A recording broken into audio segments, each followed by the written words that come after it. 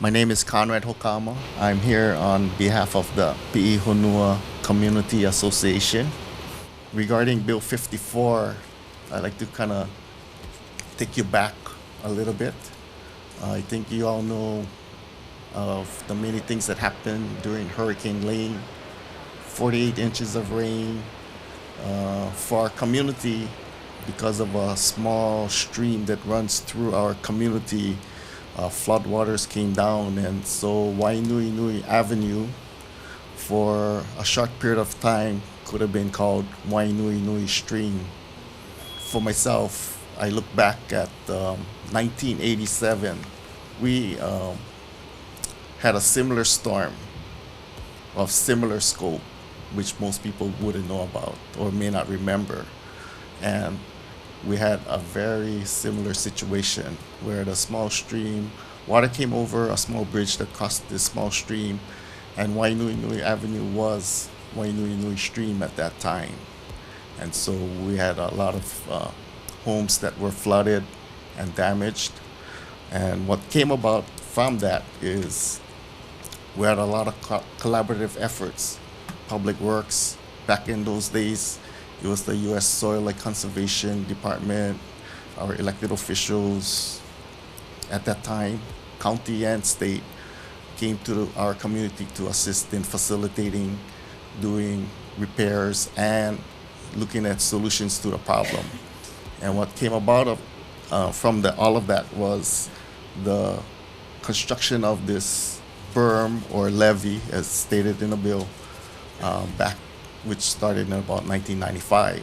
From 1995 up until now, it pretty much did its job.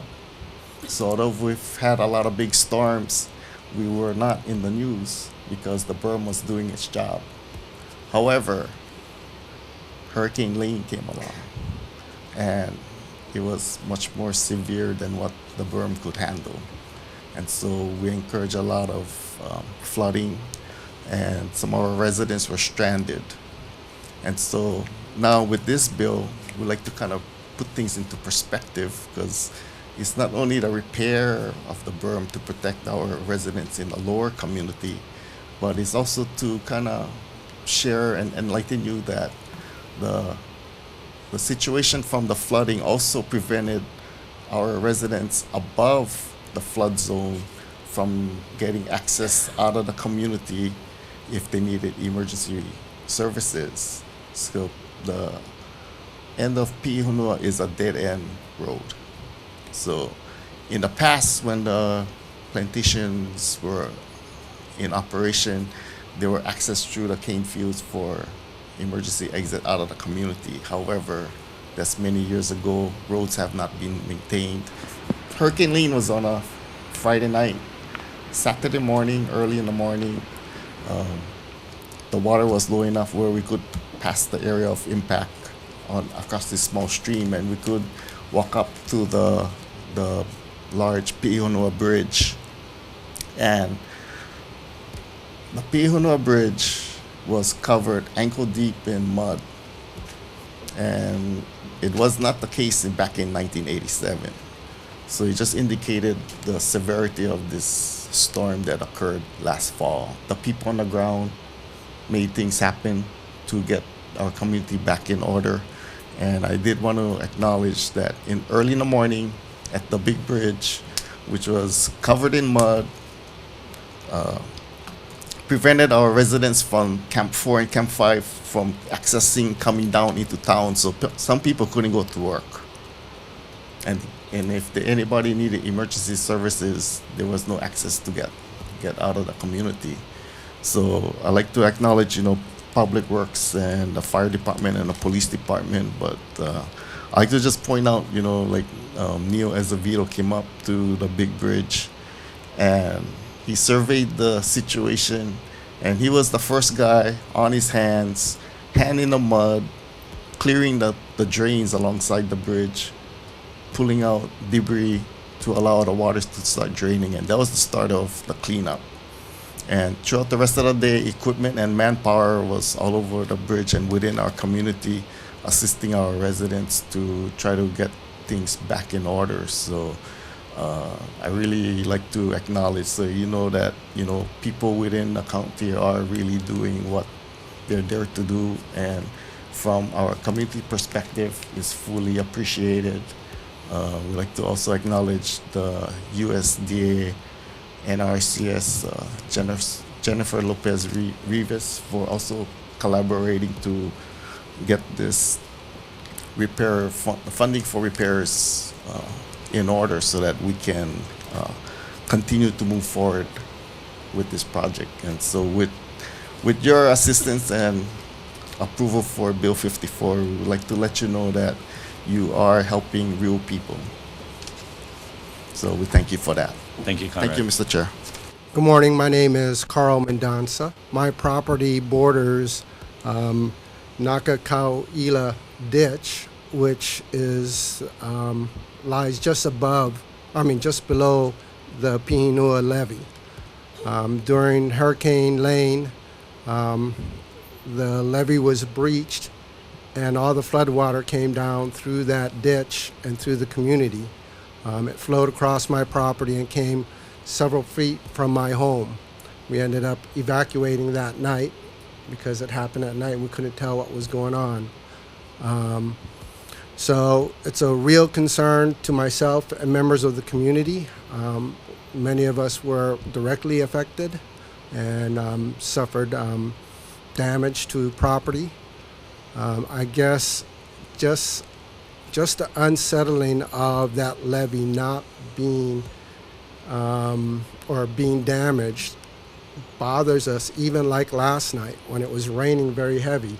You're always wondering what's going to happen because the levee is not there to protect us. Like Conrad has said, the levee was evaluated and there is definitely a need for the levee to control the flooding up in that area, and it was constructed and it provided its service up until Hurricane Lane, which is kind of an unusual flood event, but it is needed for the typical flash floods that we have up there.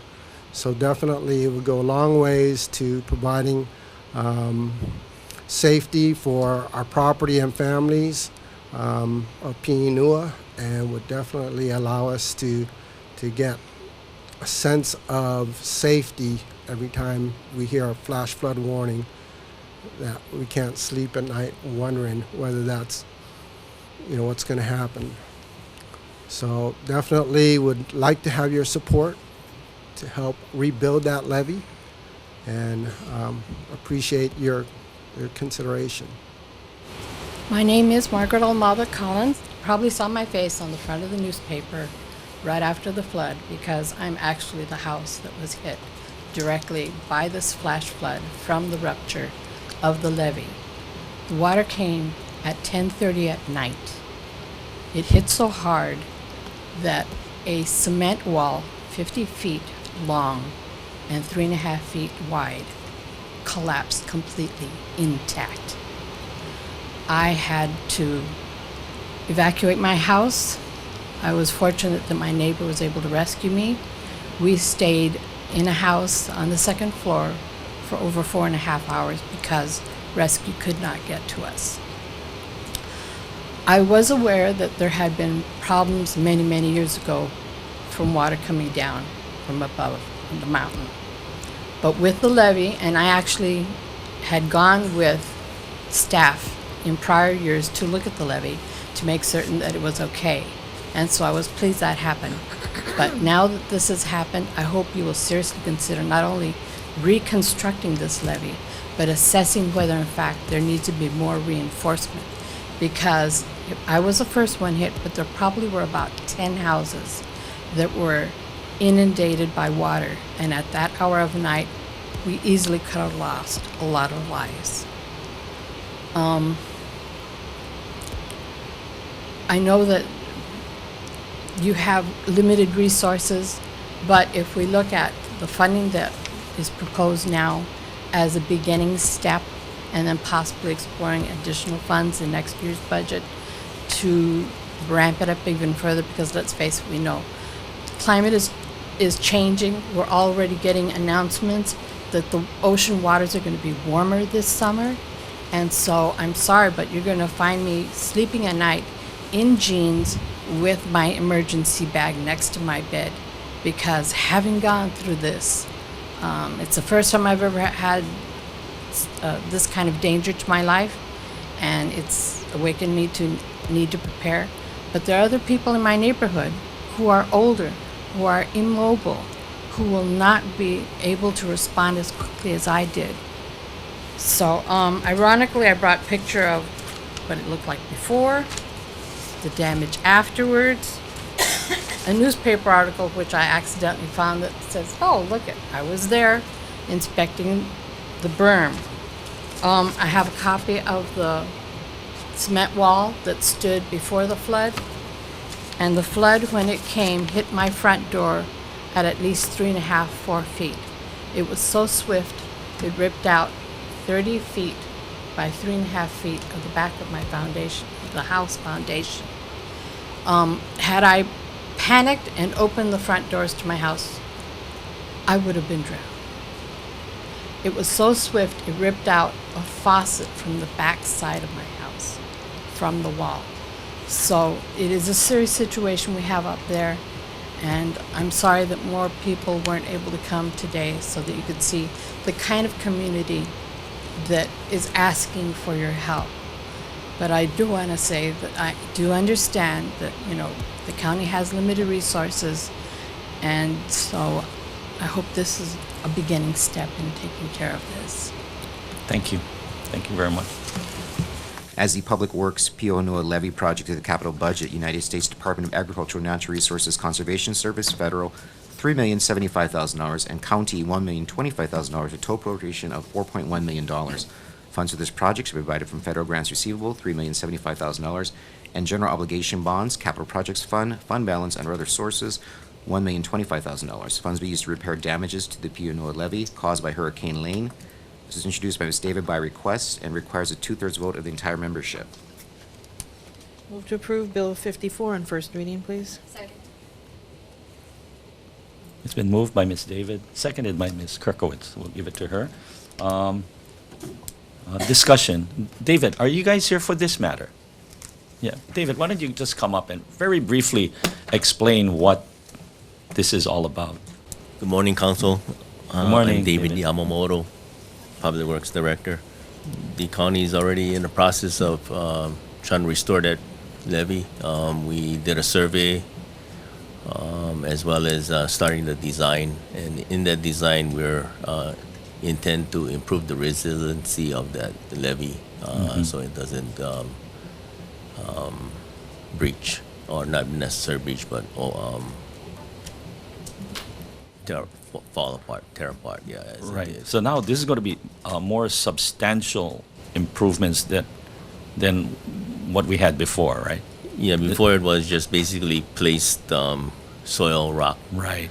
and the repair we're looking at improving it by maybe installing grout and concrete to harden it. Good. And these are, the majority of this are what, federal funds we're getting? Yes, NRC, yes. Okay, and then we have our contribution. Yes, I think it's a 75-25 match. Okay, but it's going to happen, right? Yes, we're in the process of designing. Very good. Earlier this year, the council passed Bill 10, which had to do with Bill 9, which had to do an appropriation to projects in response to Hurricane Lane. So I'm wondering, that appropriation was pretty sizable. Bill 8. Lots of bills floating around in my mind. Bill 8, it was about $49 million, and I'm wondering if any of that money has already been used to do some preliminary work on the Piihonua levee or other projects that have been identified as priority for the county in response to Hurricane Lane damage. Alan Simeon, Public Works. Good morning. Yeah, so what we had done so far, so the Hurricane Lane damages were either FEMA related, NRCS, Corps of Engineers. So as far as the FEMA projects, we had done inspection with FEMA and HAIMA, and those are being submitted to FEMA headquarters for additional processing. What comes out of that is for them to approve and give us a project worksheet that we can use then to design the project. So we have expended as far as labor from staff dedicated in the inspection and composing the different project information. So that's where we are now. So until Was this levy one of those projects? the Levee is one of those projects. So basically, our staff had to coordinate with NRCS to get it described, the description of the damage, so it can be funded. So pretty much all the damage from Hurricane Lane are in that process. So you've been working on this for months, and it just goes to show just how very complex it is to work with the federal government. Thank you again, both of you and to folks working in the department for working on so many different projects. We've got lava recovery, we have recovery from Hurricane Lane, and our plates are very full. And on top of that, we're having to do the day-to-day duties of just keeping county functions and services and government going. So thank you, and I